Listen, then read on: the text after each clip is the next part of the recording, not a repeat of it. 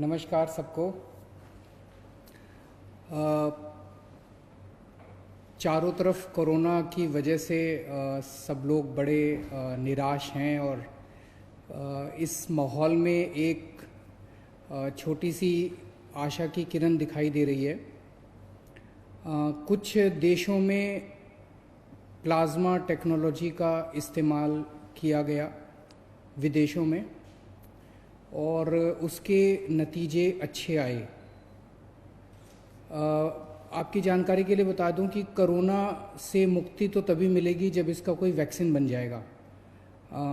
Vaccine लगाने से जैसे दूसरे कई सारे वायरस की जो बीमारियां होती हैं, अगर उसका वैक्सीन आप लगा लें तो वैक्सीन लगाने से वो बीमारी होती नहीं है। तो इससे मुक्ति तो तभी मिलेगी जब वैक्सीन मिल जाएगा। लेकिन इस वक्त हमारे सामने दो चैलेंज हैं। एक चैलेंज तो ये कि किस तरह से हम कोरोना को फैलने से रोकें। उसके लिए हम ये सब कर रहे हैं, लॉकडाउन कर रहे हैं, सोशल डिस्टेंसिंग कर रहे हैं, क्योंकि ये एक दूसरे से फैलता है, ताकि इसको फैलने से रोका जाए। दूसरा सबसे बड़ा चैलेंज है कि अगर किसी को कोरोना हो जाए तो वो सब लोग चाहते हैं कि वो व्यक्ति अस्पताल से ठीक होकर अपने घर वापस चला जाए, उसकी मौत ना हो। और ये देखा गया कि अगर उसमें कोई और बीमारी हो, जैसे डायबिटीज़ है, हार्ट प्रॉब्लम है, सांस की कोई बीमारी है, कैंसर की बीमारी है, तो फिर उसके जीवन के ऊपर संकट आ जाता है और अक्सर कई केसेस में उनकी मौत हो जाती है। ऐसे केसेस में जो सीरियस पेशेंट्स होते हैं उसमें अगर प्लाज्मा टेक्नोलॉजी का इस्तेमाल किया जाए तो उनके देखने में आया है कि उनके बचने के चांसेस बढ़ जाते हैं। ऐसा कुछ देशों में देखने को मिला। दिल्ली के हमारे कुछ डॉक्टर्स ने इसके ऊपर काफ़ी अध्ययन किया और इसका ट्रायल करने के लिए तैयारी शुरू की है। अच्छी बात यह है कि परसों हमने केंद्र सरकार से इसका ट्रायल करने के लिए परमिशन मांगी थी और परसों रात को हमें इसकी परमिशन केंद्र सरकार से मिल गई है। और अब अगले 3-4 दिन के अंदर हमारे डॉक्टर्स इसका ट्रायल करेंगे और ट्रायल करके देखेंगे कि ये कितना सफल होता है। अगर ये इसमें सफलता मिलती है तो ये हमारे लिए एक अच्छी बात होगी, क्योंकि फिर हम सीरियस पेशेंट्स को की ज़िंदगी बचा पाएंगे। मौत होने से लोगों को एक तो मौत तो ज़िंदगी और मौत तो ऊपर वाले के हाथ में है। हम सब लोग कोशिश कर सकते हैं, लेकिन अभी ये अगर सक्सेसफुल होता है, सफल होता है, तो फिर लोगों के चांसेस बच जाने के चांसेस बढ़ जाते हैं। लेकिन अभी मैं साफ साफ कर दूं कि ये केवल ट्रायल स्टेज पे है और ये सफल होगा कि नहीं होगा ये अगले हमें 4-5 दिन के अंदर डॉक्टर्स जब ट्रायल करके देखेंगे तो पता चलेगा। ये टेक्नोलॉजी क्या है? इस टेक्नोलॉजी में जिस व्यक्ति को कोरोना एक बारी हो जाता है, वो जब ठीक होता है तो उसके शरीर में, उसके खून में एंटीबॉडीज़ डेवलप हो जाते हैं। ये एंटीबॉडीज़ उसको ठीक होने में मदद करते हैं। तो ऐसा व्यक्ति जो कोरोना से ठीक हो गया, उससे वो अपना रक्तदान करता है। उससे जैसे हम ब्लड डोनेशन करते हैं, ऐसे ही ठीक हुए कोरोना के व्यक्ति से रक्त लिया जाता है।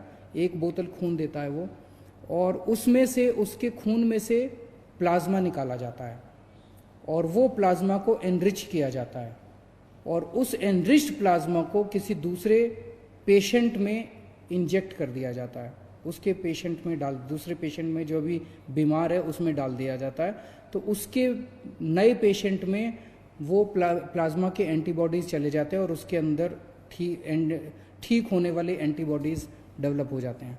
तो इस तरह से ये टेक्नोलॉजी काम करती है। हम सब लोग प्रार्थना करते हैं कि हमारा ये ट्रायल सक्सेसफुल हो। अगर सक्सेसफुल होता है तो इससे एक उम्मीद बंधेगी। और भी कुछ राज्य, जैसे मुझे पता चला है केरला, महाराष्ट्र वगैरह इसके ऊपर काम कर रहे हैं और मैं उम्मीद करता हूं कि सबके प्रयास इस बारे में सफल हों। दिल्ली में लगभग 57 के करीब हम लोगों ने कंटेनमेंट जोन्स बनाए हैं। जैसे मैं रोज़ बताता हूँ, कंटेनमेंट जोन वो हैं जहाँ पे हमें 3 या 3 से ज़्यादा, अगर किसी कॉलोनी के अंदर हमें या किसी गली के अंदर 3 या 3 से ज़्यादा कोरोना के मरीज मिलते हैं, तो उसको हम चारों तरफ से कॉलोनी को सील कर देते हैं। वहाँ के रहने वाले लोगों को बाहर नहीं आने देते और बाहर के लोगों को अंदर नहीं जाने देते, ताकि बीमारी बाहर ना फैले। और तो वहाँ पे फिर हम ऑपरेशन शील्ड चालू करते हैं, जिसके अंदर उस एरिया का सैनिटाइजेशन करते हैं उस एरिया। तो ऐसे कंटेनमेंट जोन्स के अंदर क्या क्या किया जाता है, इस बारे में अभी कई सारी गलत फहमियाँ हैं। क्योंकि मेरे पास बहुत सारे फ़ोन आते हैं, बहुत सारे मैसेजेस आते हैं, और अक्सर मैसेज ये आता है कि सर हमारे एरिया को कंटेनमेंट जोन तो बना दिया, लेकिन अभी तक हमारे यहाँ पे कोई भी सैंपल लेने नहीं आया हमारा। तो मैं आपकी जानकारी के लिए बता दूं, कंटेनमेंट जोन में जैसे कंटेनमेंट जोन लागू किया जाता है, वहाँ पे सबसे पहला काम किया जाता है, आपके लिए एसेंशियल सर्विसेज की इंतज़ाम किया जाता है। तो आपके एरिया को सील कर दिया, और वहाँ पे आपके जो सील किया बाउंड्री के ऊपर आपके लिए सब्जी वाले का, दवाई वाले का, इसका सबका इंतज़ाम किया जाता है। पुलिस वाले व्हाट्सएप ग्रुप बनाते हैं, व्हाट्सएप ग्रुप के अंदर आप लोग लिखते हैं कि हमें ये वाला सामान चाहिए, वो वाला सामान आपको मुहैया कराया जाता है। तो एक पहला काम किया जाता है, एसेंशियल सर्विसेज का इंतज़ाम किया जाता है। एक काम किया जाता है, सैनिटाइजेशन किया जाता है पूरे एरिया का। जो मशीनें मैंने बताया था, उन मशीनों के ज़रिए उस एरिया को पूरे को सैनिटाइज किया जाता है। फिर डोर टू डोर सर्वे किया जाता है। सर्वे सबका होता है, हर एक के घर में कोई ना कोई दिल्ली सरकार की टीम जाती है और उनसे पूछती है कि आपके घर में कोई बीमार तो नहीं है, बुखार तो नहीं है, किसी को सांस की शिकायत तो नहीं है। तो जो कोरोना के सिम्टम्स हैं वो पूछते हैं कि आपको कोई ये सिम्टम्स तो नहीं है। ये सर्वे 100% लोगों का होता है। अगर किसी कंटेनमेंट जोन में अभी तक नहीं हुआ तो हो सकता है 2-4 दिन में हो जाए, क्योंकि बहुत ज़्यादा कंटेनमेंट जोन बन गए हैं, टीम्स थोड़ी सी कई बार कम पड़ जाती है एसडीएम के पास, तो वो 100% का होगा। जो लोग सिम्टम्स मिलते हैं जिन लोगों के कोरोना के, उन लोगों का केवल सैंपल लिया जाता है। तो लोग ये उम्मीद ना करें कि किसी भी, परसों मैंने एक खबर पढ़ी थी जिसमें एक एरिया के कंटेनमेंट जोन के लोग कह रहे थे कि जी हमारे यहाँ तो एक भी आदमी का सैंपल नहीं लिया गया। और तो जब उनके पास गए तो उन्होंने कहा हाँ, हमारे यहाँ सर्वे करने तो आए थे, सैंपल लेने नहीं आए। तो सैंपल सबका नहीं लिया जाता है, और इसके अच्छे असर पड़ रहे हैं। क्योंकि दिलशाद गार्डन का हमने देखा कि किस तरह से वो 15-20 दिन हो गए और वहाँ पे कंटेनमेंट जोन में अब एक भी केस नहीं आया। वसुंधरा एनक्लेव में 15 दिन के करीब हो गए, इसको भी कंटेनमेंट जोन को बने हुए, अब एक भी केस नहीं आया।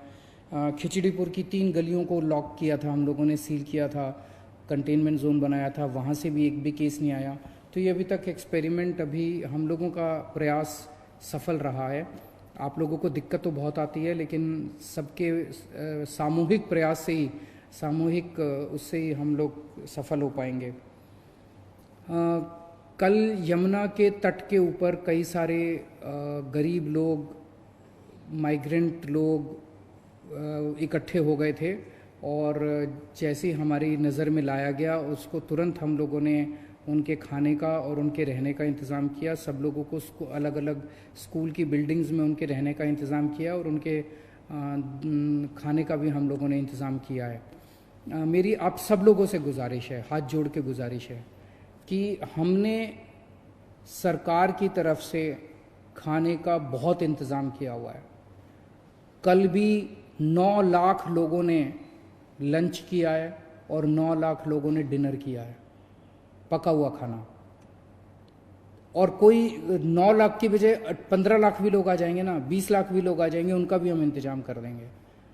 फिर खाने की कोई कमी नहीं है। उसी तरह से मैं बार बार बताता हूँ कि 71 लाख लोगों को हमने राशन दे दिया जिनके पास राशन कार्ड थे, और जिनके पास राशन कार्ड नहीं थे उनको अभी राशन देने का सिलसिला जारी है।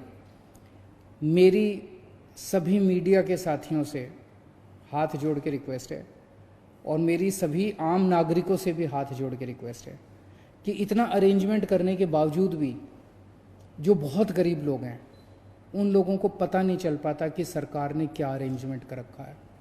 उन लोगों को पता नहीं चल पाता कि सरकार ने कहाँ अरेंजमेंट कर रखा है, मैं कहाँ जाऊँ, अगर कोई भूखा है तो वो कहाँ जाए। मेरी आपसे रिक्वेस्ट है, अगर ऐसा कहीं भी कोई, जैसे कल आप लोगों ने हमें यमुना के बारे में बताया, हमने तुरंत एक्शन लिया। ऐसे ही मैं सोशल मीडिया के ऊपर हमारी पूरी टीम लगी हुई है। जैसे ही कहीं से सोशल मीडिया में पता चलता है, कोई बताता है कि यहाँ पे ये आदमी, ये एक परिवार भूखा है, यहाँ पे एक आदमी भूखा है, यहाँ पे ये, हमारी पूरी टीम लगी हुई है। उसी वक्त उसको खाना पहुँचाने का काम किया जाता है, उसी वक्त उसका घर का इंतज़ाम, उसको रहने का इंतज़ाम किया जाता है। आप हमें बताइए कहाँ कौन भूखा है, हम उस तक खाना पहुँचाएंगे, ये जिम्मेदारी हमारी है। या अगर हमने जहाँ जहाँ हमारे सेंटर चल रहे हैं खाने के, उन सब जगहों की लिस्ट हमने पूरे नक्शे के ऊपर डाल दी है।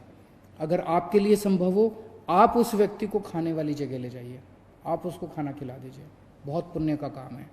इस वक्त सबकी जिम्मेदारी बनती है, ना कोई अकेली सरकार काम कर सकती है, ना कोई अकेली कोई एजेंसी सफल हो सकती है।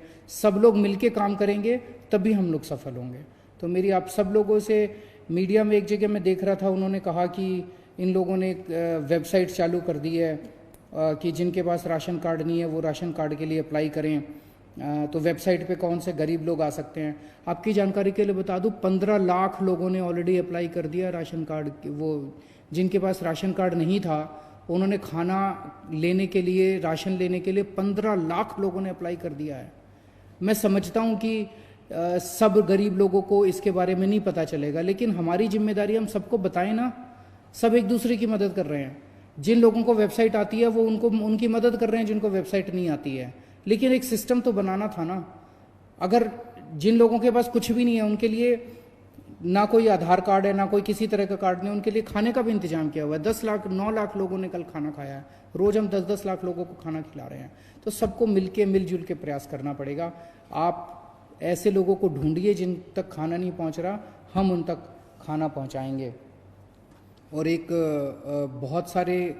कई सारे लास्ट वीक ऑफ मार्च और फर्स्ट वीक ऑफ अप्रैल में कई सारे कोरोना के मरीज दिल्ली में आए थे। अब वो ठीक होने लगे हैं। आज मुझे पता चला, आज भी कई मरीजों को छुट्टी मिलेगी अस्पताल से, और आने वाले 3-4 दिन के अंदर कई सारे मरीजों को छुट्टी मिलेगी। उम्मीद करता हूँ सब लोग अपने अपने घर में खुशी खुशी जाएं और